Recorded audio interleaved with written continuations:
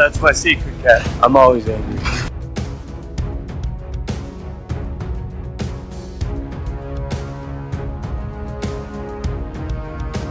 Alright. I ran out of patience. On the roof! Hey everyone, Captain, big fan of Spider-Man.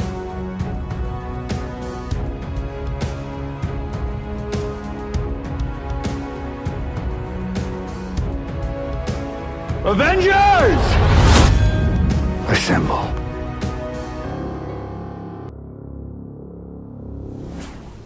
Hello, Peter. Hello and welcome to the Infinity Saga and Beyond, an MCU fan podcast. My name is Jordan, and somebody that's joining me today, first appearance on this podcast, but he's been on our DC Elseworlds podcast. It's my co-host over there, Chris. How are you today, Chris? I'm doing pretty good. Worked the morning shift today and ready to talk some Guardians of the Galaxy Volume 3. So, a pretty good day. A little stressed out because school and all that stuff. Spring semester's almost over, but life's pretty good. Good to hear. Yeah, I know this time of year is always that way, huh? Where May starts to get all of the where May starts to get all super busy as you get to finals and all that good stuff. So, and it feels like just yesterday it was the spring break, probably. Yeah, it wasn't that long ago. It was the spring break kind of came early because the way they constructed now, they don't want it to tie in with Easter. Yeah. So then you had Easter after the spring break. It was really weird because it used to be the other way around, I think. So, for last time I went to college, it seemed like it was different. All right. Well, let's see. First time on here, so I just want to ask you a few questions before we dive into the movie, so that way people can get to know you a little bit. All right, hit me with them, baby. Let's go. Favorite Marvel or MCU film? All right. If we were talking about favorite that I just put on when I'm in the mood for a Marvel movie, it's probably Spider-Man: Homecoming. To be honest with you, the best one is probably Infinity War, but there's something about Spider-Man: Homecoming that it's a simple Spider-Man story. You get a little Iron Man in there, and it's got all the MCU goodness that you're looking for, and it's kind of a newer one too that I haven't overplayed as many times as some of the original Phase 1 and Phase 2 movies. So Spider-Man: Homecoming is really my jam when it comes to the MCU. Nice. I love Homecoming as well. So that, but my favorite though is I think I forget where I ranked them last. No Way Home or Endgame. I have at the top.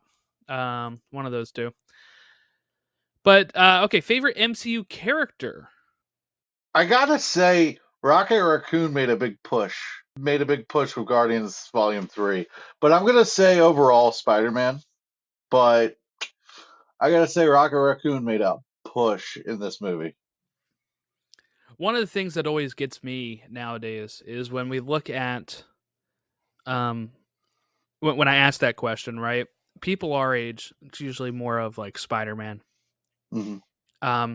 Before Spider-Man was introduced, it was Cap or Iron Man. And like DC side of things, most of the times it was Superman or Batman, right? It's like when I was growing up, if you had a favorite superhero, it was one of the big three. It was Superman, Spider-Man, Batman. Those were like your three options as a kid. Those are the ones that had cartoons. Maybe you get a Wolverine thrown in there from kids or something. But nowadays, with the MCU and everything, you can literally have a little kid tell you Rocket is their favorite superhero. It could be Groot. It can be Doctor Strange, Ant-Man. Like, there's all these different characters now that really kind of expand who the favorite character can be. So it's we're living in a good time. Yeah, it's a lot of fun, and there's so many good characters in Guardians of the Galaxy alone that you could have everyone. You could ask 10 people what their favorite character from the Guardians is, and you could get 5 or 6 different answers probably. So really enjoy the idea of so many diverse characters in just one movie, and then you go to the MCU as a whole, and it's absolutely unbelievable.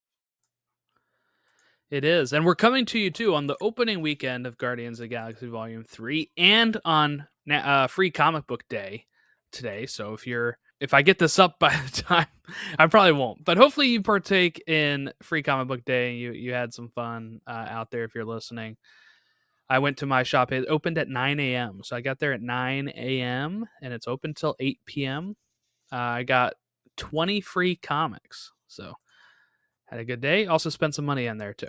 But we are looking ahead now. We're going to talk Guardians of the Galaxy Volume 3, written and directed by James Gunn. It premiered May 5th, 2023, and currently stands at an A cinema score, which is equal to Guardians Volume 1 and Guardians Volume 2. And it's currently heading for a 260 million opening weekend global gross and about 110 million in the US, which is actually above Volume 2, I believe. Volume 2 is 94.3. People keep saying 110 as if it's a really bad number. But there you go. So Guardians Volume 3 off to a good start. Word of mouth is very phenomenal. So I guess just if you want to give me your thoughts as you exited the theater, Chris. I think I was overwhelmed with emotion at the end of this movie because during the movie there were three different spots where I started to cry a little bit.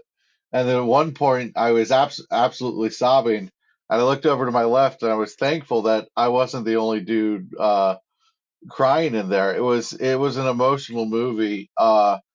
And I think my first reaction to this movie is it makes you feel every single emotion. It's not just an emotional roller coaster, it's a wheel that you go around.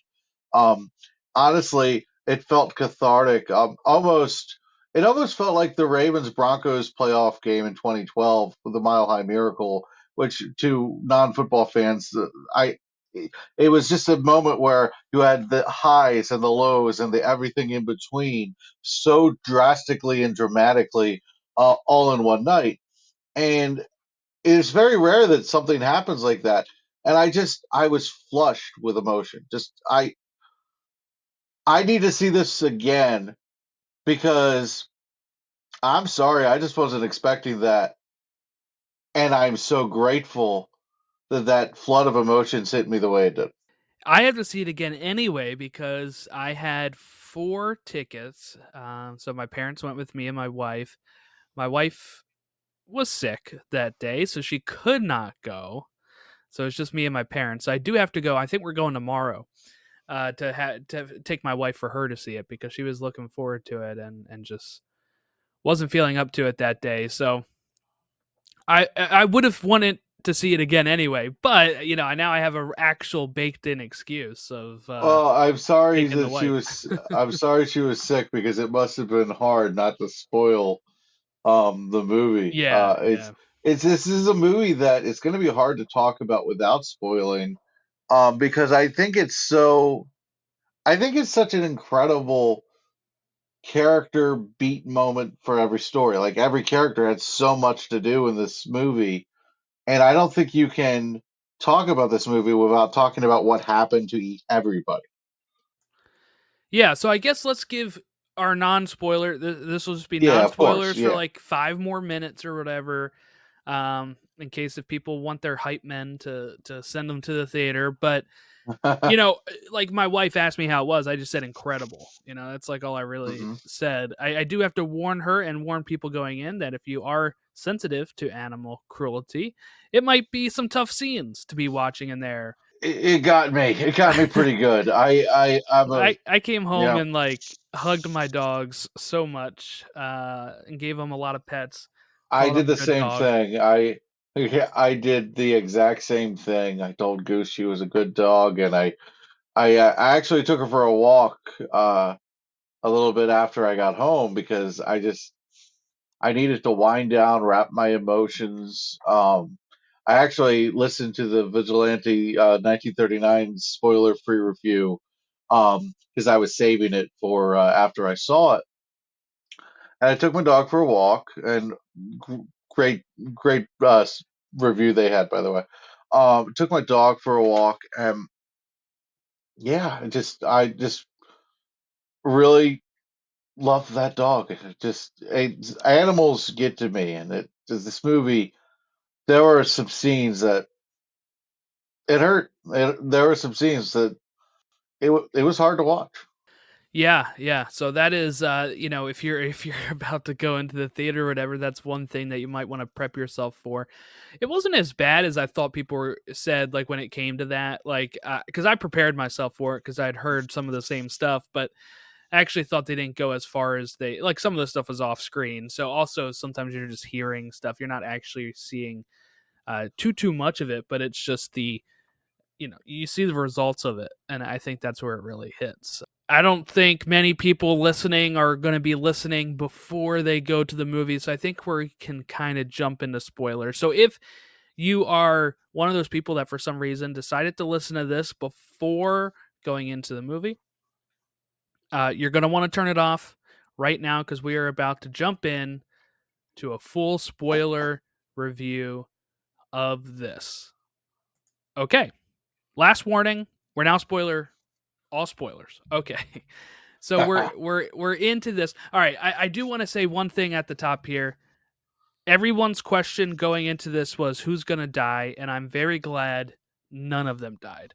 James Gunn was able to give them proper send-off, leaving it open if any of these actors want to come back for another run with somebody else.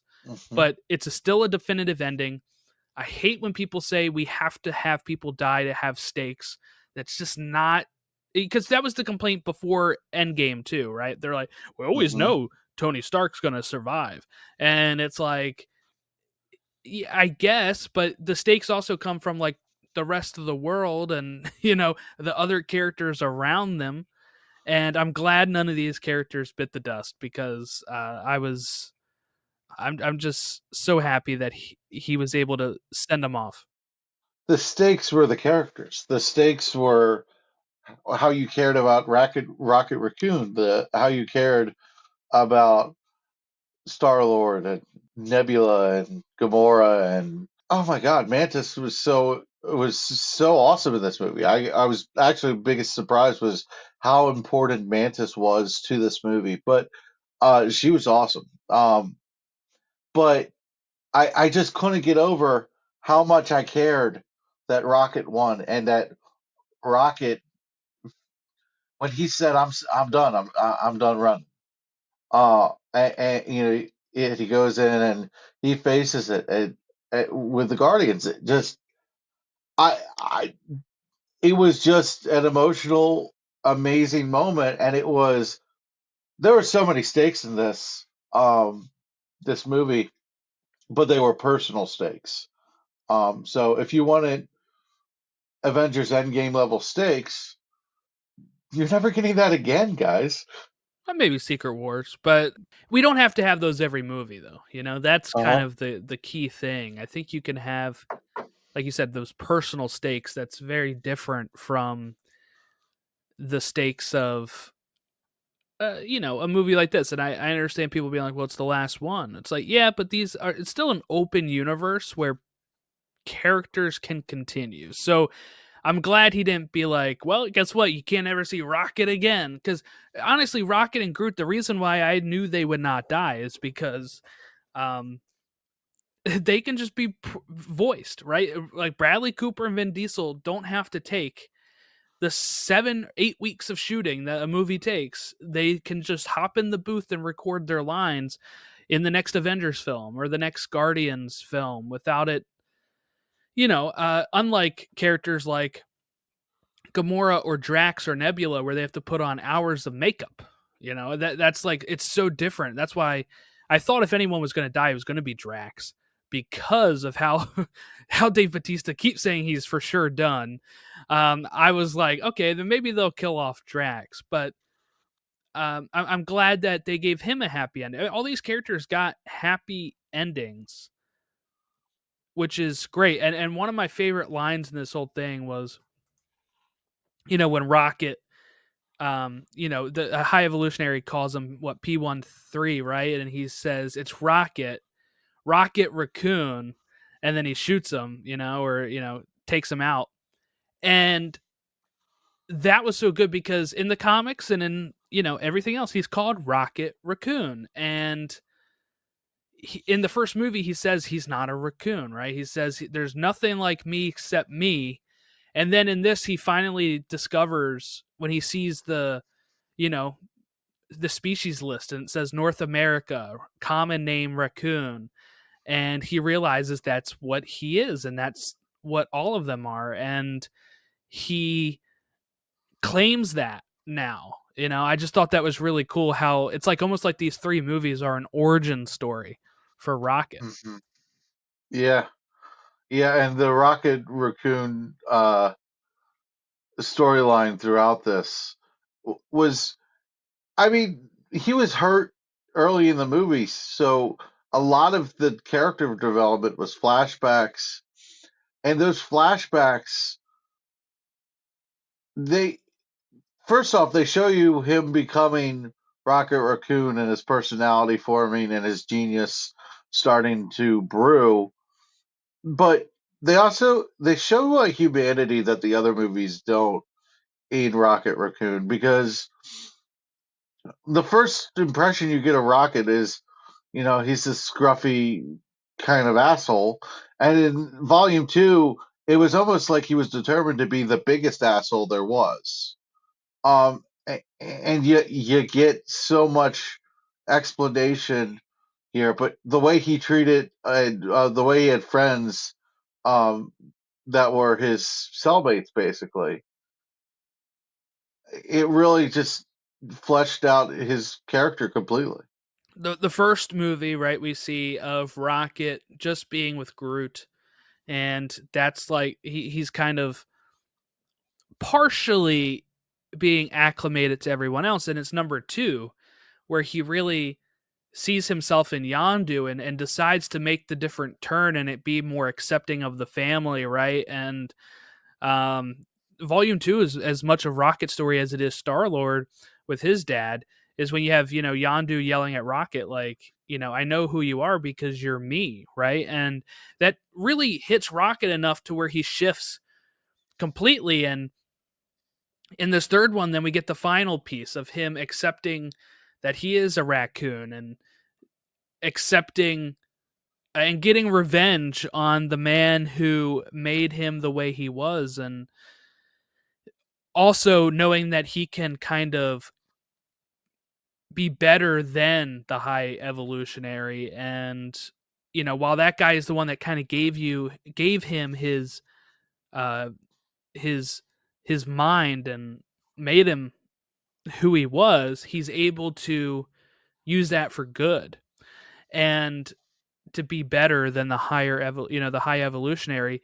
And we get also one of my favorite moments too is when he wakes up and he immediately asks where Nebula is, because let's not forget Nebula and Rocket are the only of the Guardians that survived the snap, and they had 5 years together that no one else had together out of this Guardians team. So there's even a closeness between them. Like Nebula sheds a tear when she thinks he's dead. When he wakes up, he asks, "Where's Nebula?" Right? So like there's this bond there between two people that again were kind of outcasts in the Guardians, and how they formed a great relationship over the blip. And I love that they acknowledged that in this movie. I almost didn't even catch the whole blip component of their relationship. It kind of went over because there were so many things just tugging at my heart at that moment. I'm glad you said that, because I almost didn't catch that part of it.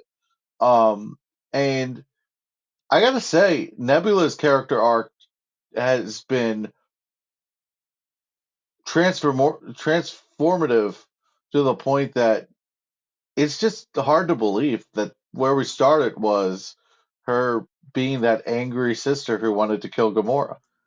Well, I like that she points out too that Gamora always was the more uh, aggressive one, Hmm.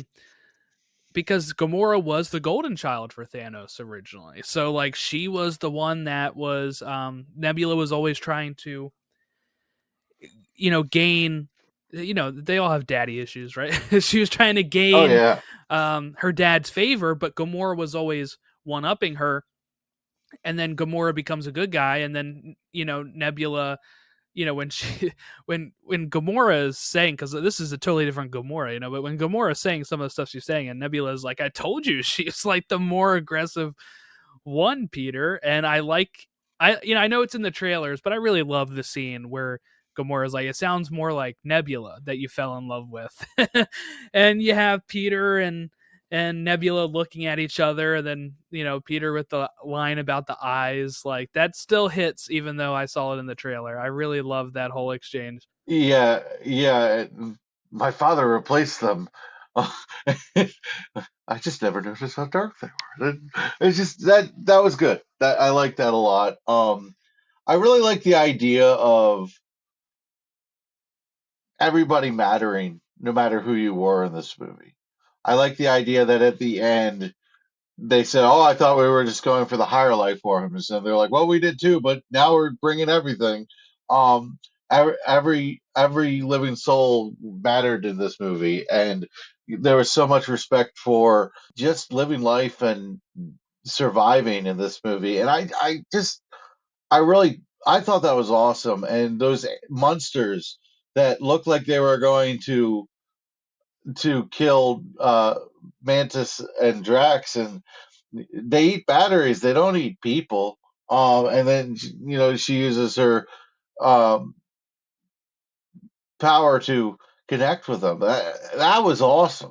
That was one of the best moments of the whole movie. And it's a callback too. Those are the monsters that we see at the beginning of Volume 2 that are attacking the battery that the Sovereign called them in for. So, they know how to already defeat those, but this time they don't defeat them. Drax like destroys them along with Rocket and stuff. This time they actually, take the higher approach, and Mantis controls them and is able to tell them, "Hey, we're going to lead you to safety here." What I want to say too is like I love volume 2. I know that's divisive sometimes in the thing, but I understand the complaints of like too much comedy in volume 2. I think this movie was the most balanced in all of the Guardians films, and probably the most balanced MCU movie for quite some time, where it comes to humor and sadness and like heart. Like the jokes were not plentiful. They were still enough to make you laugh, but they were never like out of place, I felt like, in this movie. I think this is like what I texted you, and I texted my friend Jack, who's sometimes on the show too. As I texted him, I said, James Gunn masterpiece, right? Like this was absolutely incredible. This makes me feel, I mean, no surprise. If you listen to us on our DC podcast, you know how kind of bullish we are on James Gunn and how happy we are that he's leading DC. This movie cements that even more for me, because if you can bring this type of thing to like Superman, when we see Superman Legacy, like especially some of the flying scenes with Adam Warlock, I think can look really cool as Superman, but he just had like the perfect mix in this. And it's like James Gunn, if we're going to start talking about best comic book director, he's up there. You're looking at Guardians Volume 1, Guardians Volume 2, Guardians Volume 3. You're looking at Suicide Squad, Peacemaker. I mean, these are like 5 projects that are just absolutely masterpieces. I got news for you. He's already there. Yeah, I mean, he probably is the best. He's already. Look, Christopher Nolan's the only one that I think really competes with him because of the Dark Knight trilogy. And he only has 3, and Dark Knight Rises is not as acclaimed.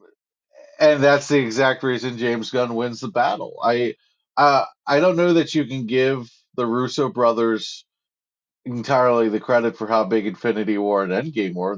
Those were the monumental movies of the entire saga, of the Infinity Stone saga. So you're running out. Maybe Sam Raimi, because he has no, because the original Spider-Man trilogy one is not up to any. It of is these pretty standards. bad, but then Multiverse of Madness was pretty good. So maybe you could, balance that out with that. But I can't think of anyone who beats James Gunn right now, because the Suicide Squad might be maybe the second or third best DCEU movie. There are some people who probably think it's the best I have it as the DCU best. Yeah. movie. So, I mean, yeah, I gotta tell you, James Gunn. I just bet on him. I just bet on him. He's basically like betting on Georgia football. They're going to win. I used to always say bet on Alabama. Now I just bet Georgia. Like I just every Saturday, it's a safe bet. You're gonna win. Yeah. You know, I think if he especially nails the Superman movie, then he's like he hits a rated R film. He gets PG-13 family Guardians films. He gets PG-13 4-quadrant Superman film. Like if he does all of those, it's like he does TV shows with Peacemaker. Like you're hitting every single aspect of a comic book, and then also being an executive now. Like that would be Right. like just another level for him. And I'm very excited to see where he goes with this. This is going to be a huge loss for Marvel, by the way, because Yeah. you know I love Quantumania. Most people don't, and it's this movie might be paying for some of the sins of that when you look at box office, and it's like he helped turn them around right here with this movie, and some of these people's eyes.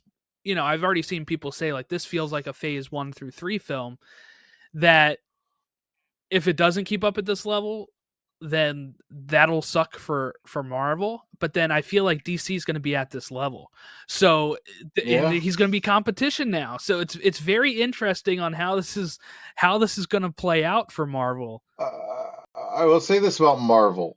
I think what this shows you is that it's all about storytelling and heart. And I think what was so incredible about the Infinity Saga was the incredible characters you had in it. You had Robert Downey Jr.'s Iron Man, and you had Captain America, and you had.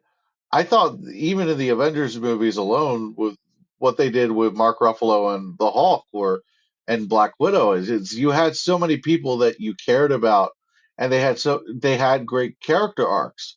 And now what it feels like is we're just getting to the next movie. What was amazing about the MCU was that it showed everyone how it's done in terms of interconnected stories and a shared universe. But it wasn't forced. And lately, it has felt forced. I think Quantum Mania is a great example of it feeling forced. This felt like a phase 1 movie because it really just stayed in the Guardians parking lot. It stayed exactly, it was a character movie. It was a character study on Rocket, and it was a character study on every single one of them. And that's why this movie worked. And that's what Marvel needs to do if they're going to be successful, because that's, I haven't been emotionally attached to a Marvel movie other than No Way Home in a really long time. Here's where James Gunn is going to have a leg up, okay, over at DC. Because Marvel is in a spot, right, where, like you said, no more Steve, no more Tony. And I know people said, why not just keep them around or whatever. I mean, one, then you're going to have the people that complain that there's no stakes be like, why did none of these original vendors die? Then you're going to have, at some point, the actor wants to leave. And people would say, why not recast? Because these characters are so important. I do like the fact that they have moved on, that Sam is Cap and that we don't have an Iron Man right now, because I think it adds to the universe. Now, the issue is, I don't even think it's so much that there's, like, it kind of has to go back to what it was before, in the sense of not worried about the interconnectivity, which actually I think people overstate as well. I see some people saying, like, you have to watch the TV shows to understand, and you don't. Like, some of these TV shows are very not interconnected, that you can just go see the film. But the leg up comes from the fact that they have lost Iron Man, they have lost Steve Rogers, they might lose Thor at some point, right? Well, DC has James is Batman, going to have Superman, Superman, the whole Batman, thing. Wonder Woman, Flash. Yep. He's going to have all those characters available to him, which are all A-list characters. Now, of course, Marvel does too now, right? They can open up the Fox box and say, here's Fantastic Four, here's X-Men, here's Wolverine. So we might get into a real like battle of the like of some big superheroes here soon where they're like, because I do think maybe Disney, even though they'll let Feige do what he wants, I think they might say, look, you're going to have to speed up to get to the X-Men here. We're going to need to see some X-Men is what Disney might start saying, because those are huge names that are not entered yet. They might say, why are you doing, like Disney might say, why are you doing Moon Knight when you can do Wolverine, right? Like that might be a question that they ask because they know how big Wolverine is. Mm-hmm. So I do think Marvel can still right themselves here in the eyes of the general public. If people listen to my show, they know I haven't had like, I mean, what's the one that I've liked the least probably since Phase 4 launched is Black Widow, which I think is a fine movie, right? But I've liked Quantumania now, but also you have this whole Jonathan Majors thing going on, right? That we don't know how that's going to play out. But guess who just did a better villain than Kang? Chukwudi Iwuji from Peacemaker, and he plays the High Evolutionary in this. And he was, oh my God, he was excellent. He was incredible. Well, you hated his guts so much, and he was so compelling, and you hated his guts. And they built the rage slowly but surely, the way they built the rage in Rocket, the way that High Evolutionary made Rocket hate him. You went through the same journey. I can't begin to praise the actor who played the High Evolutionary enough. He was fantastic. I think he sold it. And one of the things that I think he did better, he's not going to get enough credit for, is he lost his marbles like 3 to 5 scenes of this movie, but it never felt like ham. It never felt like he was hamming it up.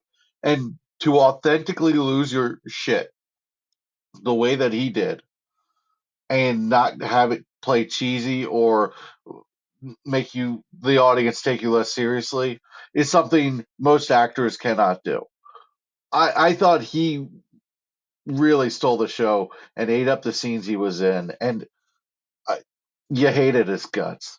You hated his guts, and that's mission accomplished. Yeah, I think like Kang was the best part of Quantumania, right? Jonathan Majors was really good in that.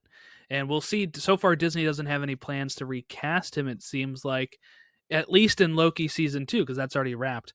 And they'll see how the rest of this stuff plays out, I think, and they do have backup plans. But that's the next big bad.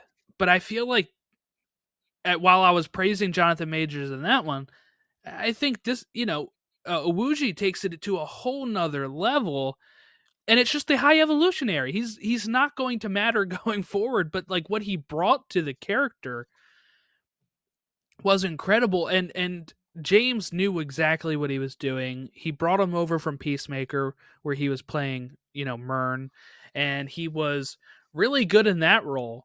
But oh my God, he's even better in this role. And I mean, like you said, you hate him. This is one of the top villain performances for me in the MCU, and it's like a throwaway one movie villain. Outside of Thanos, I think he's probably the best villain.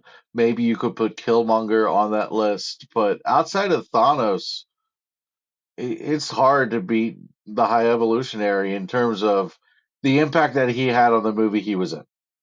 Yeah, and especially when he takes out his whole team when they go against him, right? He's like, he's at the point he was so obsessed with getting Rocket, and everyone's trying to talk him out of it, saying, like, dude, we're about to like die. This ship is going critical, and he wouldn't drop it. I don't know if this is what they were going for, but he seemed to be the space equivalent of Hitler. And was when he had all the kids locked up, and that got me choked up. It just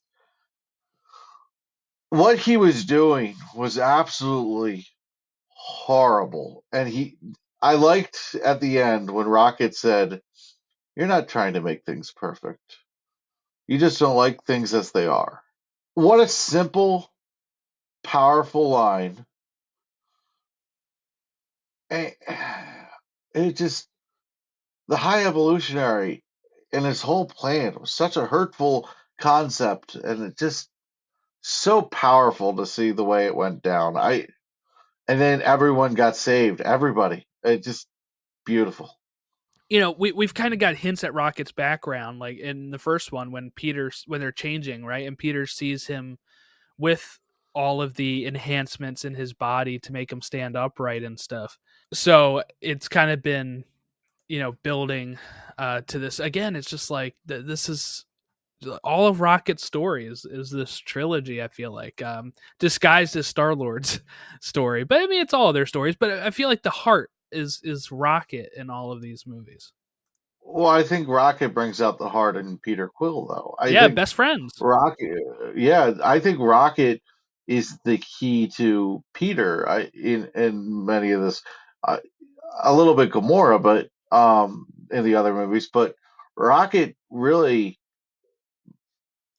he reflects very well on Peter, and I think Peter brings out the best in Rocket. I think if it weren't for Peter, I don't know that Rocket would take the turn that he did. I know you mentioned the impact that Yandu had on Rocket, but I think it's a combination. And which I think you nailed it with that, by the way. But I just think it's a combination. I think Rocket is the key to stirring the whole pot for Guardians of the Galaxy. Yes. So let's.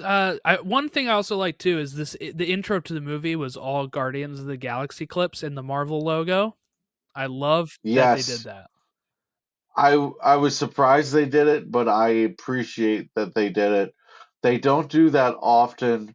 I know it got me choked up when they did it on Black Panther: Wakanda Forever from Chadwick Yes. Boseman. Yep. And that was very impactful. They don't give the Marvel logo treatment to everybody. So this movie just was a perfect tribute to everything they had started with Guardians 1. It was perfect. Um, Real quick, some of my favorite scenes, I guess, in this. I just rattling stuff off the top of my head though, but when Mantis makes the security guard fall in love with Drax. I love that, especially Drax saying "not again," right? Like, so this has been a theme, I guess. Yeah, that's so funny. It kind of reminded me of the holiday special too. Yes, yeah, yeah, yeah. So that was great. I liked Cosmo. I was kind of shocked that Cosmo stayed at nowhere the whole time. Actually, I thought all of them were going out for this, but it makes sense that Peter would leave Kraglin and Cosmo behind, somebody to watch nowhere now that they have control over it. And I just love the whole bad dog, good dog thing, and of course, That was my favorite bit of the whole movie. I love it when they're playing cards and it was like, just tell him he's a good yes, boy. This is killing us. I loved that scene so much. And then when he said yes, he's a very good boy. It was just they. It was so. I don't know why it touched me so much, but I was just like, I love that. Dogs are awesome, and it was like a dog that could talk. Yeah, of course. Take that back. Take that back. I'm not a bad boy. Oh my god, I loved it. I also love the car scene where Peter doesn't know how to drive and Nebula doesn't know how to get in the car, and he's like instructing her to press the button. And now what do I do? Open the yeah, door. that, that was great. yeah, First F bomb in the MCU, by the way. yes, yep, Yep. People. How did that not go to Samuel Jackson? I'm glad it went to Peter here. I think I'd rather it be in a funny moment than like, there's been debates for a long time. Uh, when will the first F-bomb come in the MCU and stuff? And I was kind of like, I don't really need one. Especially if it's like going to be all, I don't know, dark, depressing type way. Hearing it in a funny manner, like, that's great. Like, I like that a lot. Like, because I always want to be able to watch these with my kids later on. I can explain this to my kid in a better setting this way, you know, than like using an F Well, bomb, where people say like, yeah. some people have wanted it in like very like dramatic moments, and I'm like, that ruins the dramatic moment. But I always find the F bomb can help make things a little funnier too. So it's like a good way to explain this is the show Titans, DC show. Um, the trailer had Robin F saying Batman. that didn't play that well because it was like so forced and cringy. That's not what they did in Guardians with their one F bomb in the MCU. But I really enjoyed Kraglin as a character in this one. I like the idea of him trying to control it and seeing Yondu almost like a space force ghost, which is Star Wars has always been the spiritual ancestor of Guardians of the Galaxy, even though it's a Marvel thing. Um, that was a great scene. I really liked when they flushed their space gear into space. Oh, that was pretty funny. I thought Drax was going to die early in the movie when he got shot really Yeah. badly. I was like, are they killing Drax unceremoniously? Like, what the heck? I'm glad they didn't do that. But that whole sequence was really awesome, and I loved how the second movie mattered so much to the plot of this movie. Yeah. Also, I want to shout out here, Cosmo is of course based off of a true dog. The reason why Cosmo has a Russian accent is because she's based off of Laika, which was a Russian space dog who was actually the first animal put into space in 57 to orbit the Earth. Unfortunately, though, Laika did die due to overheating in the thing. So that's kind of, I don't know, that's a huge animal That's a rights bummer. issue there. Um, Cosmo survived and somehow made it to space, and that is why she has a Russian accent. And she's a very And good she's a dog. very good dog. Yes, I really enjoyed Cosmo a lot in this.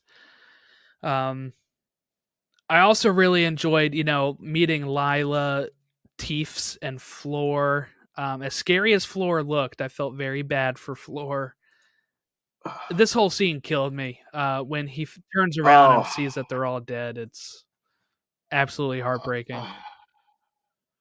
And I Li- love that he scratched the hell out of the High Evolutionary's face, and I then put it together why before they pull off the face. I was like, okay, so that's why his face is all stretched out in the present, and in the flashbacks he has a normal face, is because Rocket really effed up his face. that scene where he escapes for the first time, and he's trying to get Lila and Floor and Teefs out of there, and Lila goes, "You did it," and then you just hear a shot.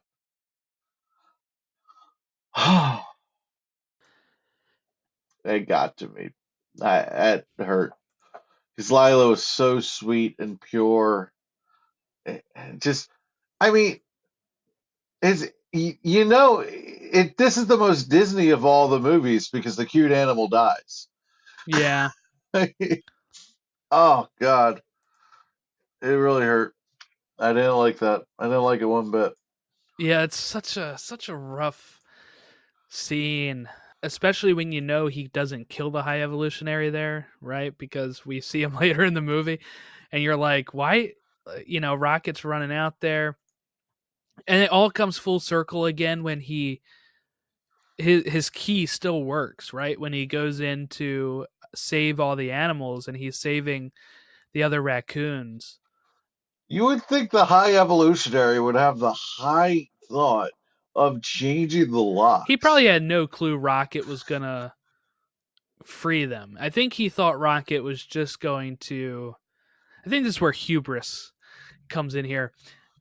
Oh, plenty of hubris, that's for sure. He calls himself the High Evolutionary in the first Yes, place. there is no God. That's why he stepped in, right? And I love that line. I also love when he's asking Rocket, I made you. So how did you figure out the issue with your brain that I created and I can't, right? Like, because Rocket finds out exactly what's causing the people to become, the animal hybrids to become so, like, aggressive. And he solves it like that. And, the High Evolutionary, it takes a knock to his ego here, right? Where he's like, wait a minute, I made you, so how are you smarter than me? It's just that was such a great scene. It really was. And that is how a narcissistic person reacts to that kind of a thing. A narcissistic person reacts that way. Yeah, you're right. One of the things I really loved about this movie was when they go to the high evolutionary's little Counter world, Earth, yeah. uh, Counter Earth. That's what it was called. Thank you.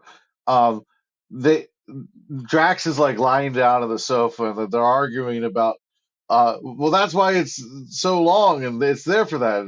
But what the subtle detail was, the drink that they poured was delicious. That's quite nice, and it was it was showing you that there was so much good on that Counter Earth that was just completely discounted because it wasn't quote unquote perfect. And I don't know why that drink and that whole scene stood out to me that way, but I guess it made me appreciate the mundane, the things that you don't notice all the time. And I think that was kind of a point of this movie. Yeah, I mean, like you said, Peter points out to kind of try to get under the High Evolutionary skin, right? Like, oh, it's so perfect. Why are they selling meth like on the side here? And he's like, you're right. That's why I'm about to like blow it all to hell. And we lose all of that. All of Counter Earth gets destroyed.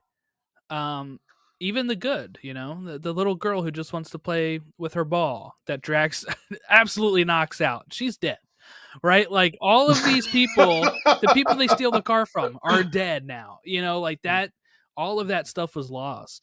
And we also learned that he, of course, built the Sovereign too, which was, a Yes. huge villain in the second one.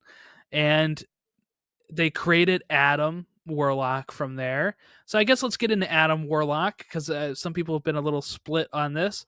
I thought, I loved it, but I want to clarify. I was laughing at the image of Drax throwing the yeah, ball not at the her girl head. dead. Yeah, Not that they're all dead. Yeah, I thought that's where you were going, and then I was like, oh crap! I'm laughing about this genocidal moment, and I'm not a sociopath. yeah. I was just gonna say that I really enjoyed Adam Warlock. Some people thought he was too dumb, but again, he's like they address this. They pull him out of the cocoon early. He still has like the mind of a child, and he's a mama's boy. He's going to try to save his mom on Counter Earth and can't get to her. He we see good in him too, right? He saves the animal, right? One of the animals from one of the other planets. I think it's from the space, like the station they go to, right? He takes him in as a pet, and I mean, so there is good in Adam Warlock, and we see Groot save him, and I love that whole line of where he says why, and Drax says everyone deserves a second chance. He translates for Groot, and Adam then saves Peter. And it's like this nice domino effect. Yeah, I loved Adam Warlock in this movie, and I didn't think I was going to because the actor has this look about him that for whatever reason I have trouble taking him Really, I seriously. love Will Poulter. But He's great. there's just like he's a good actor. It's just I don't know what it is. I don't know what it is. I think I'm thinking of him from We Are the Millers. I think. Yeah, that's where he's from. Man. And I just like, and then now I'm seeing him as Adam Warlock, and I see him as this comedic actor because it's really the only thing I can remember him from. And he's got that little smirk when he smiles, and it doesn't. It's such a badass performance from a guy I just didn't see it coming from. I just didn't see it coming from, and I love the idea that there's good in everybody and everybody deserves a second chance. And I think he reinforces it very much the way that Nebula did in this trilogy. So dude, Adam Warlock, crazy power set. And they really did a good job making you understand his motivations throughout the whole thing. I thought it was great. Yeah, and his whole thing to try to get the Guardians, right, is because he's worried that if he fails, then the High Evolutionary is going to destroy the Sovereign, right? I mean, like that's he's coming from a place of fear, kind of as well. He's nothing personal against the Guardians. I wish this would have gone a little longer. By the way, I do love when he's arriving to nowhere and Go Crazy on You, right, is playing. Oh, it's so good. And I'm like, yeah, I thought that would be playing the whole battle, but it really cuts off too early. I was like, damn it.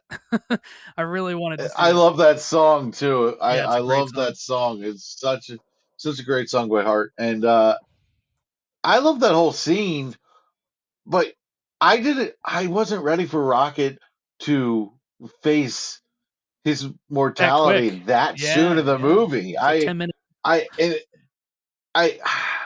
I gotta give him credit because the code for the kill switch really just a MacGuffin. But it really worked. It really worked. Yeah. I know. I saw somebody say this was like Rise of Skywalker because they have to jump from place to place to get stuff that doesn't matter. And I'm like, I don't know, the kill switch matters. That's every but yeah, MacGuffins are in every movie. But I yeah, mean, exactly. It's a device used for plot. they How do you literally not have only a go MacGuffin? like two places. They leave nowhere. They go get the kill switch code, right? They then go to Counter Earth because they couldn't find the kill switch code. They find where the High Evolutionary is. They go to Counter Earth. They get it there. They heal Rocket, and then they face off. Like they don't go that many places, so I felt like that was a weird comparison. Because somebody was saying they didn't like it. Somebody was saying they didn't like it because it was just like Rise of Skywalker. I was like, I don't know what you're smoking. Look, if you if you made that connection, you wanted to make that connection before you saw the movie. Yeah. I'm sorry. That's ludicrousy. Oh my god. By the way, I don't dislike Rise of Skywalker Me neither. that much. I actually really like it. So I call it a poorly written fun time. It makes no sense, but I enjoy it. And so another moment I want to shout out here too is the scene of, the part that really got me, I guess, is the Rocket dying and him having that scene with Lila, right, where she says, "Yes, you can go with me," and then she stops him and she says, "But not yet," and she forces Rocket to go back.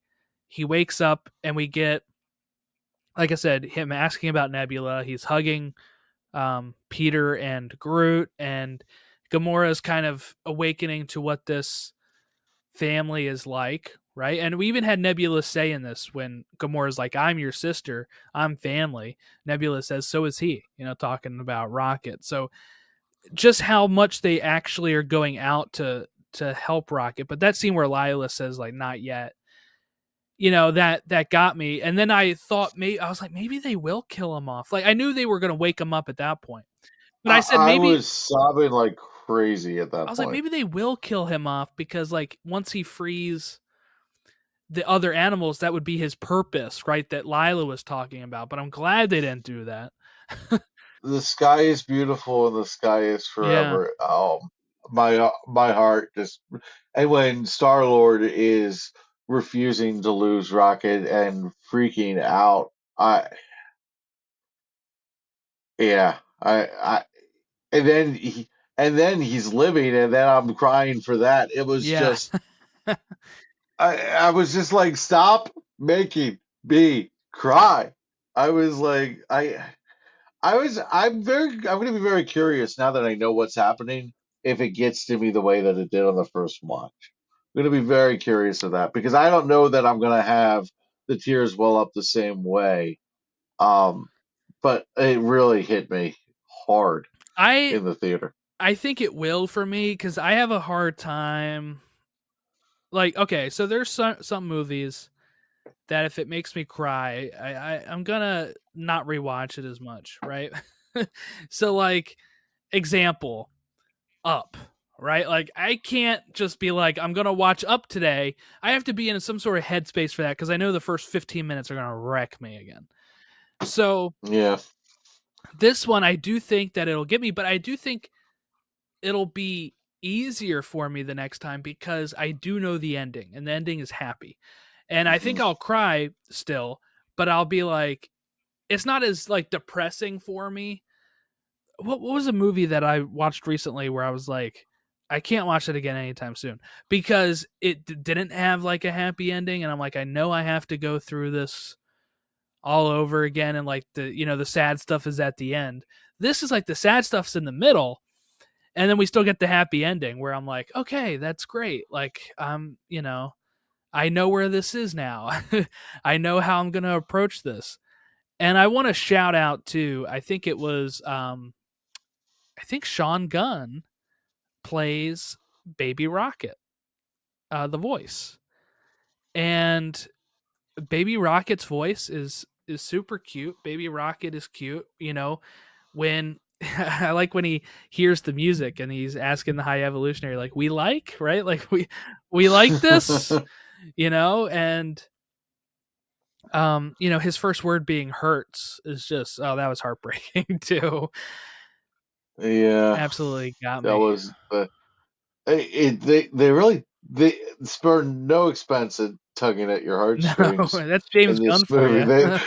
Yeah, but it reminded me a lot of Spider-Man No Way Home in the sense of you had the great tragedy, Aunt May died, and you had the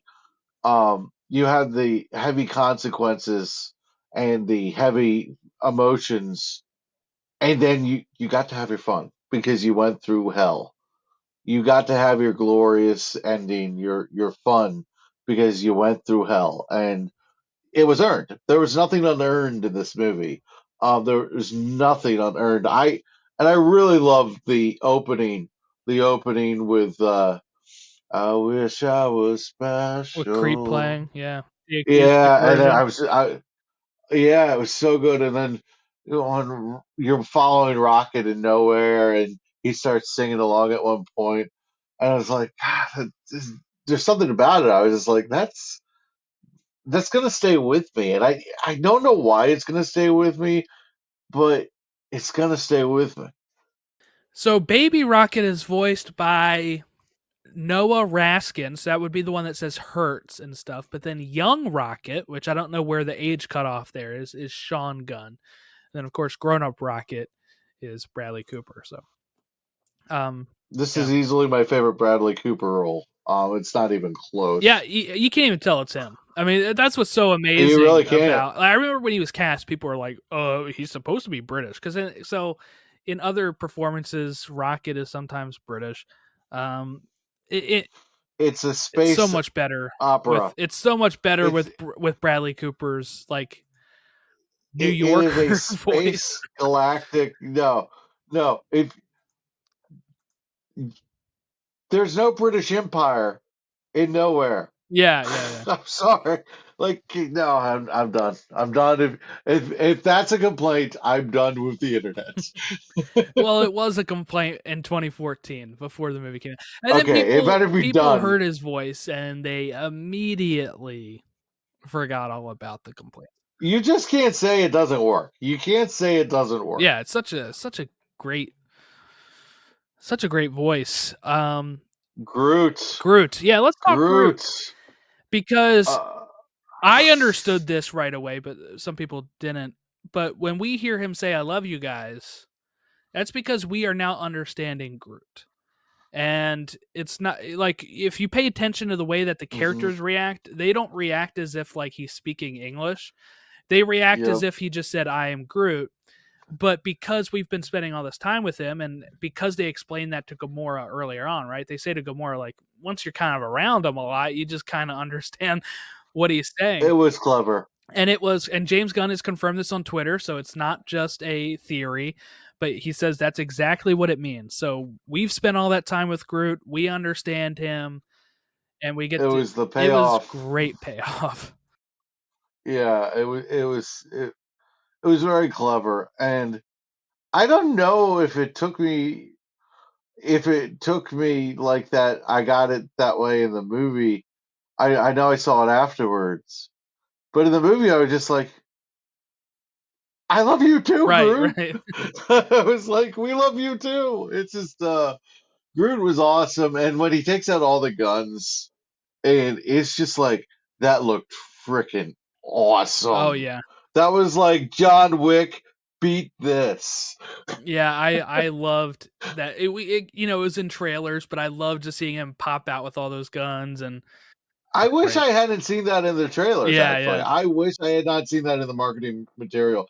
But oh, Groot was fantastic. I love the idea. Well, Nebula can't go in because her arm is a weapon, and Groot's like, I have all the weapons. And he hides them so like well, and he's a tree. They don't even think to scan him. They just say they're just Yeah, like let him in, whatever. And yeah, I mean that is I mean, technically, Groot's a weapon in himself without the yeah. guns. He So does some brutal I stuff in the hallway scene. if you if you think about it too much, I I love nothing more than Rocket jumping on Groot's back and blasting to high heavens. It's there's at least two shots of it in every movie. It's just I love it. I love it. And that Beastie Boys when the Beastie Boys song comes on, yeah, that awesome riff. God, it was so fun. That was such a badass scene. I loved every little minute of it. I actually thought that the music in this took me by surprise because it was reserved to mostly oldies, more classic rock songs, and you got a good mix of music in this. You got Florence and the Machine in there, stuff that wouldn't be on the Walkman for Peter Quill. Before it was on the Walkman. Well, because So now they have the Zune. So they have the Zune. that's what it Yep. is. So they Yeah. were able to kind of get away with that a bit. My dad did not like the soundtrack. He liked the first soundtrack a lot. I think I don't know. They have some new stuff in there. I like San Francisco by the Mowgli's. I also like the Mowgli's, but that plays when when Gamora's trying to fly the ship. The only complaint I would have with the songs is that they actually had a lot of them at just very short 30-second bits. It felt like it wasn't Yeah. a lot that like went over the whole scene except for like the hallway scene had that. Yeah, that hallway scene's gonna live rent free in my mind. That was an incredible moment. So I also want to kind of point out here Groot at the end of the movie kind of looks like what people call King Groot or Alpha Groot, I guess, depending on what you want to call him. But like his head has like a different shape. Yeah, it was really cool, and I don't know how Groot grows because in the beginning, how old was that original Groot that we saw in Volume One? Volume 1, I don't know, Like, do we know? but he's a different Groot. So he doesn't. Yeah, He doesn't yeah. have any of those Groot, memories. he might not have any of those memories, but he's basically immortal. He just gets reloaded lives. Well, the way James Gunn describes it is that like baby Groot is pretty much like Groot Jr., like a child Okay. of the main Okay. Groot. So the original Groot still died and gave up his life for the Guardians, and but I'm trying to find if they have any sort of thing about his age. But I'm not sure if they do. I mean, at this point, he was a baby. So baby Groot is 6 months after Volume 1 because Volume 2 is 6 months later. And then you had however long for him to be teenage Groot. So probably 3 or 4 or 5 years before they get to Infinity War. He's a teenager. So he grows at an accelerated rate, I guess.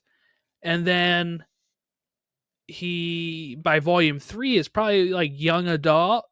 And he does look different, of course, because he's got like a different head, because this is a Yeah. different Groot. So just thought that was interesting that he now has like, I don't know, he's like even bigger.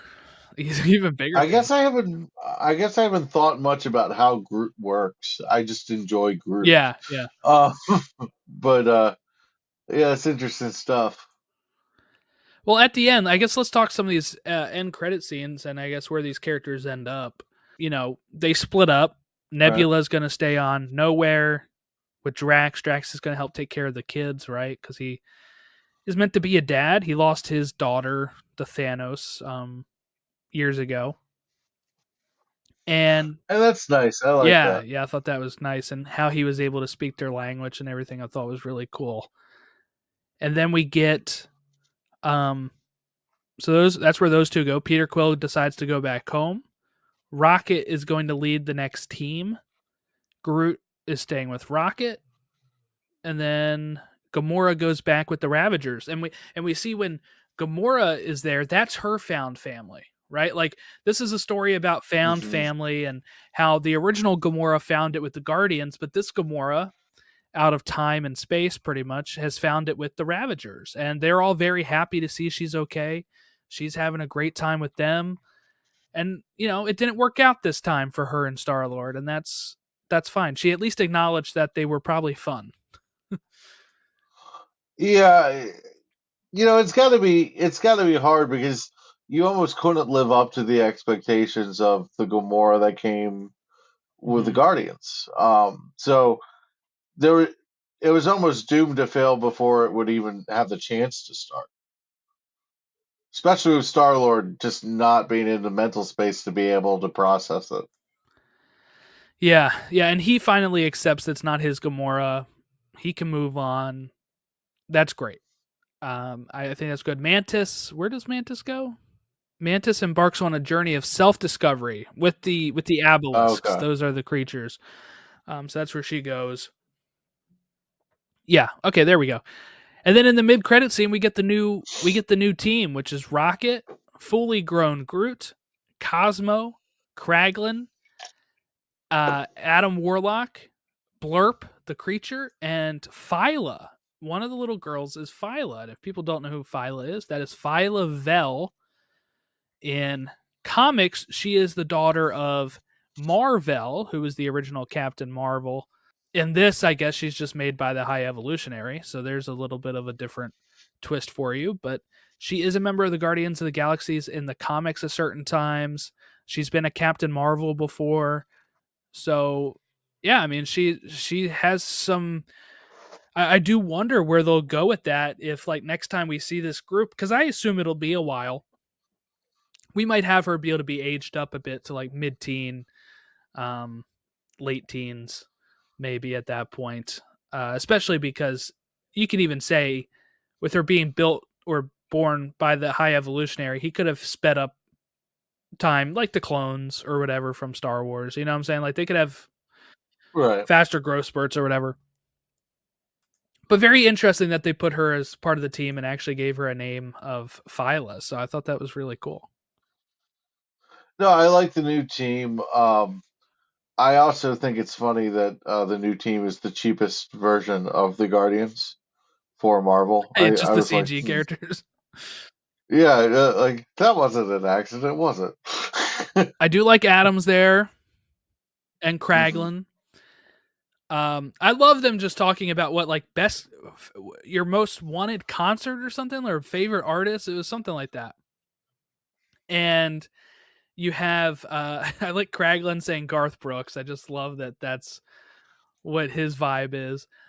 Yeah, then Rocket goes, this one's pretty special. Yes, and we get the "Come and And Get Your Love." That was a great way to end it, yeah, and them flying off. You Rocket with his rockets, flying off and leading the team. Really cool, really awesome ending, and just knowing that even if they don't get back to them any sort of time, they're out there doing their stuff, and that's what I like to know. to be perfectly honest, I'll take more Rocket any day. But without James Gunn, I don't know that you can do the Guardians effectively the way that it was just so picture perfect. It's hard to compete with what we just saw in this trilogy. I think you can do it. I do think somebody out there can kind of do it. Now, they may not be able to do it to the level of James Gunn, but I do think somebody might be able to watch these films and say, "Hey, that speaks to me. I can probably do the next journey of Rocket," right? And I think they would be able to ask James any sort of questions they want to. I don't think James is too worried about that. It does hurt in the sense of before he was fired, he was originally lined up to be, kind of the head of the cosmic universe of Marvel. That's what they were looking at. So he would still be touching these characters. Probably by the time he wrote the script, he would have still been touching it because the script was done like before he was fired. Okay. And that was a long time ago. That was 6 years ago, 5 years ago. And now, you know, he probably had plans. He probably had ideas for where they can go with this. And now it's like, okay, we don't know where we can go with this, right? My boys with my boy soups. Yep. Yep. That's where he is now. Um, I love it. so that's interesting to me that, I do think somebody else could do it, but also like we're gonna lose what he was shaping up to probably build his own little universe in the cosmic realm. He can now go build whatever cosmic stuff he wants for DC, and he can also build his normal stuff for DC. He's fine, right? Hmm. He's gonna be fine. No, it, I think the only one who is having a better time than James Gunn is Chris Pratt. Because he had the Mario movie and Guardians of the Galaxy back to back, and his grandchildren's grandchildren will never have to work again. He also had the Jurassic World trilogy. I mean, he was like bam, bam, He's on bam. a roll. In honor of Chris Pratt, I am wearing my Parks and Rec shirt. I noticed that, but I So didn't know you were doing that because of Chris yeah, Pratt. That's nice. yeah. So I was like Burt Macklin, FBI. Yeah. I wearing my Parks and Rec shirt. My favorite sitcom of all time. Yeah, I like Parks and Rec. That's how I knew him, right? I watched Parks and Rec the day it premiered. That's how I was introduced to Chris Pratt. And now Who would he's have a ever movie thought? star. It's absolutely insane. Who would have ever thought a show that had Amy Mhm. Poehler, Aziz Ansari, all of those great Nick Offerman, all those great actors, and Chris Pratt took over Hollywood. Andy at the shoe shop, shoe shiner. Holy crap! And Chris Pratt was great in this. By the Oh, he way, was. Yes. that scream when Rocket's dying is just absolutely amazing. He Well, I didn't actually think he had that much range. Yeah. This was his best performance. I thought Chris Pratt went all out of this movie, and Chris Pratt the person can annoy me, but the actor, I honestly haven't disliked the thing he's been in. Yeah, yeah, I think he's been absolutely great. He's perfect for Star-Lord. Absolutely perfect. And And it was interesting that the legendary Star Lord will return yep.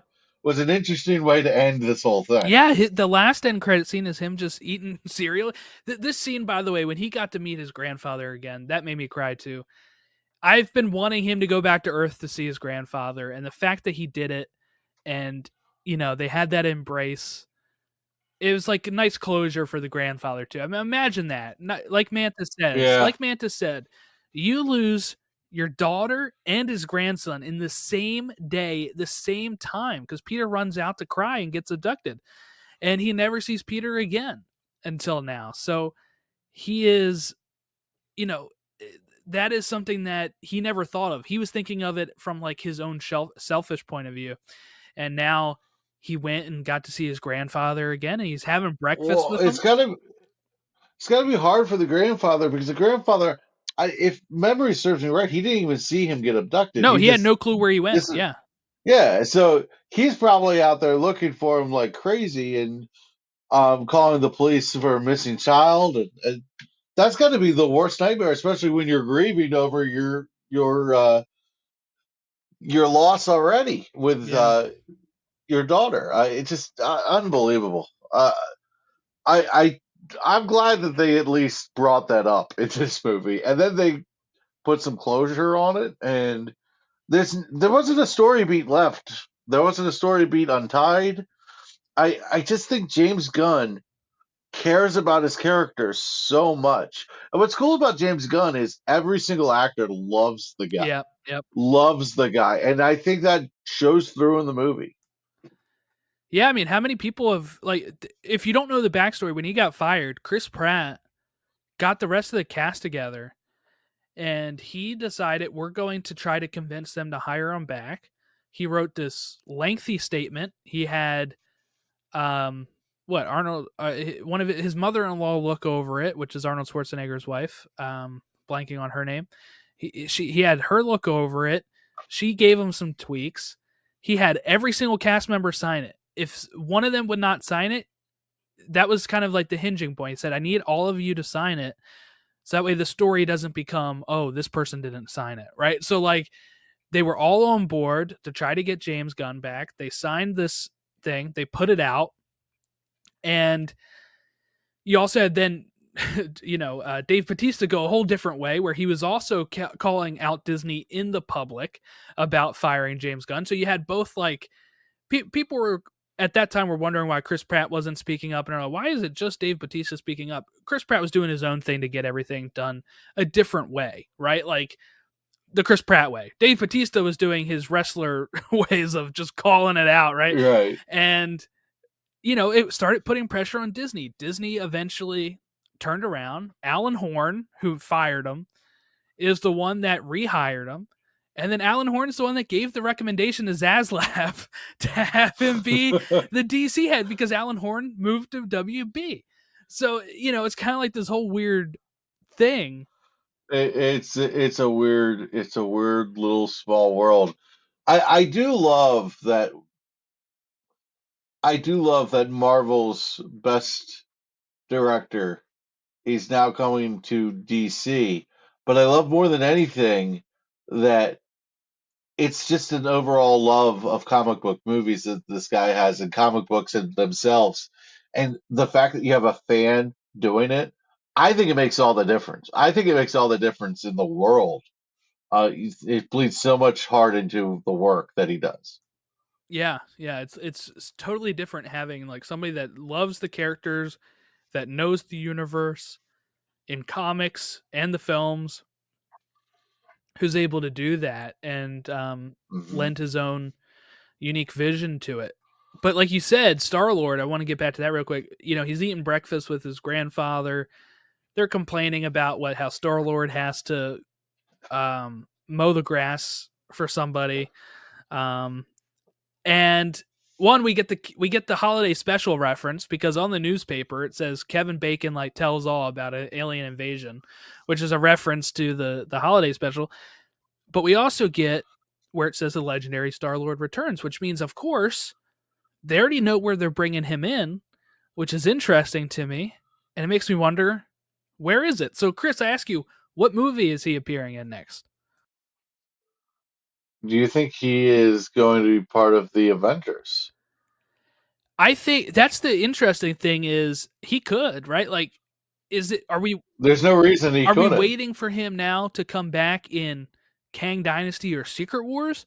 Or is there somewhere That's what in I'm there where thinking. he might appear in something else? Like, I think that probably makes the most sense that it's going to be the Avenger films as a Well, you member of need the some star Avengers. power. You need some star power from the original Infinity Saga. And that's a good way to get it. I actually think Endgame, the Marvel's problem with the star power and the connection to the Infinity Saga could have been solved by killing Hawkeye instead of Black Widow. Um, you know, Scarlett Johansson brings a lot of star power, I think she and was now done she's though. gone. I think she said she was done. Maybe, and that's fair if that's the reason. But I'm telling you, you lost a lot of star power, and Scarlett Johansson's kind of box office gold for the most part, and Marvel needs something that's going to pull people in from the general audience who doesn't give a crap or doesn't know who Kang is. I think they have plenty of that, honestly. So listen to this. All right, let me name a roster I'm going to use for if I was writing Kang Dynasty. Here's the Okay, roster: Star Lord, Thor, Doctor Strange, Spider Man. I mean, those are big Infinity War heavy hitters. And that's then you fair. can use somebody like, I mean, you still have Ant-Man available. Those were all original characters, but I would probably throw in somebody like Shang-Chi, who was like the biggest Phase Mhm. 4 hero, right? So that's a pretty strong lineup. And then you could even change the lineup even more in Secret Wars, because the rumor is that these movies are going to have like two different teams, and that one of the teams is going to be in one and one of the teams is going to be in the other. And I do wonder if that's going to be true, but that's a rumor out there, which means if you take half of the ones I just named and put half of them in one and half in the other, you can spread out the star power between the two. But I think they have plenty of that left. I think people are You would think Spider-Man and Strange would be with together. Star Lord. Yeah, they had great chemistry, the Yeah, three of them, right? On right. So you would think Titan. you'd keep that going, and then you could kind of play around with the other team with pretty much anybody. You could add another person there. Maybe Thor goes to the other You still team, have maybe. Captain But no, Marvel. Star Lord and Thor already has. Yeah. Yeah, You have Captain Marvel still to throw in there. A version of Black Panther, which is Shuri. I mean, there's some. I think people overstate how we don't care about the characters in this saga, because I do think a lot of them have survived and a lot of them have come through into this. And of course, you'll still have like the tertiary characters that are newer, right? Like Ironheart and the new Hawkeye, Kate Bishop. You have characters like that, Miss Marvel, who might get a huge boost in the Marvels. You know, she might become more of a name in that movie. But well, yeah, I'm looking forward to that. That trailer was yeah, it fun. I is. know a Yeah, lot of people complained about it, but I was like, that's kind of a novel concept. I like it. It's kind of quirky and fun. it And can lead to Miss some Marvel was a pretty good show. And really cool fight scenes if yeah. they're constantly switching Mhm. places. Like that can be some really cool stuff. I mean, it feels like a video game. It feels like a trailer for a video game. I was like, yeah, sign me up. I'm down for that movie. I'm very looking forward to November. My favorite month of the year. Not for that reason, but um, my birthday, Thanksgiving, football's good. I'm a cool weather guy, so yeah, another reason to be excited about November. Well, you know what my favorite month is?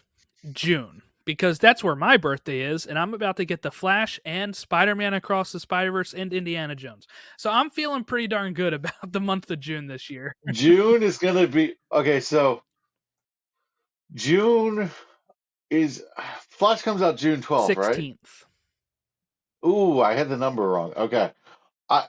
I am going to see that movie the second I can see that So that'd be movie. like the If 15th, I because Thursday, yeah, yeah, Thursdays. That's a good mhm. idea. I will see that on a Thursday. Take off. That's a good idea. I might take off one of those days and go. I might take off the 16th so I can go the 15th and then All go right. again the Yeah. 16th or something. That's probably what I'll do. I might go the 15th, the 16th, the Right. 17th, the 18th, and the 19th. I am so ready for the Flash movie. I know it's a Marvel show, but there has never been a superhero movie I've been more excited about than the Flash. Yeah, yeah. Well, if anybody wants to hear us talk DC, you can hear both Chris and I over on Elseworlds. That's also on this podcast feed, so you don't even have to look far. You just press play on one You of those know, Elseworlds episodes, and you'll hear it's us. like we brought it up for a specific reason. I It's love almost it. like it's the end of the show, and we're starting our plugs. Yeah, exactly. So you can hear all our thoughts about the James Gunn stuff that we're looking forward to, the end of the other stuff that we're looking forward to, like the Flash, some Arrowverse stuff, all that good stuff is on Elseworlds. I do want to show show the bucket. We didn't have those on mine. It's Guardians of the Galaxy popcorn bucket. I was gonna get popcorn, and you said $2 more. You get the bucket. I think they had a Groot one Oh, too. nice. I chose the Rocket Good choice. one, and now I'm so glad I chose the Rocket one because this is Rocket's movie. This movie belongs to Rocket Raccoon.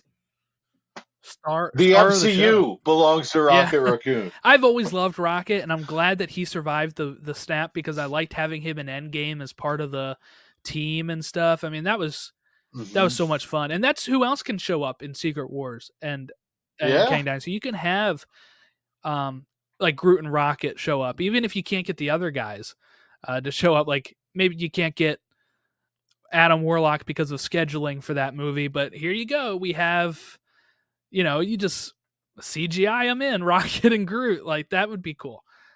I think they'll be in at least one of those for sure. But don't expect Gamora or Drax. They pretty much said they're done. And you know what? It works for me because I think their characters end it with the perfect place. If their characters had an unresolved problem, yeah, I'd want to see more. But I almost think it would ruin their ending. It was so perfect. I know Zoe Saldana said that she would like to see someone else take over as Gamora, and I'm like, just leave her be. Leave Gamora be.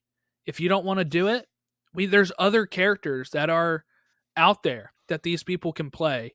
If we're looking at maybe you have to recast Phyla at some point, there's a woman role available. Like there's tons of these characters that can.